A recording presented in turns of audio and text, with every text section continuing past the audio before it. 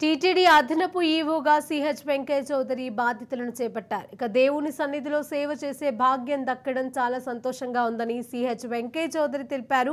ఈ అవకాశం కల్పించిన ముఖ్యమంత్రికి ప్రత్యేక ధన్యవాదాలను తెలిపారు. ఇక బాధ్యతగా స్వీకరించి ప్రపంచవ్యాప్తంగా వచ్చే భక్తులకు మెరుగైన సౌకర్యాలను అందిస్తామని అన్నారు.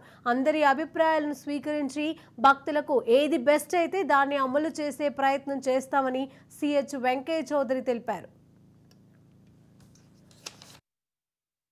ఉచిత దర్శనం వచ్చే అనేకమైన భక్తులకి ఏ రకమైన ప్రయోజనాలు అందిస్తే వాళ్ళు సంతోషంగా ఉంటారు, ఎంత ఫాస్ట్గా దర్శనం చేసుకొని వాళ్ళు వెళ్ళిపోతారనే దాని మీద వర్క్ చేస్తాం.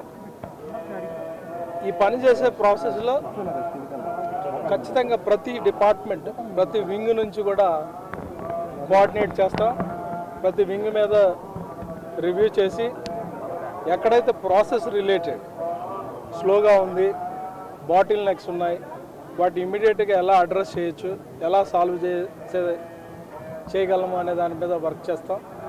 ఈ క్రమంలో ఖచ్చితంగా ప్రతి డిపార్ట్మెంట్లో ఫీడ్బ్యాక్ సిస్టాన్ని ఎంపవర్ చేసి ఫీడ్బ్యాక్ ద్వారా సిస్టాన్ని ఎలా ఇంప్రూవ్ చేయాలో అనే దాని మీద వర్క్ చేస్తాం.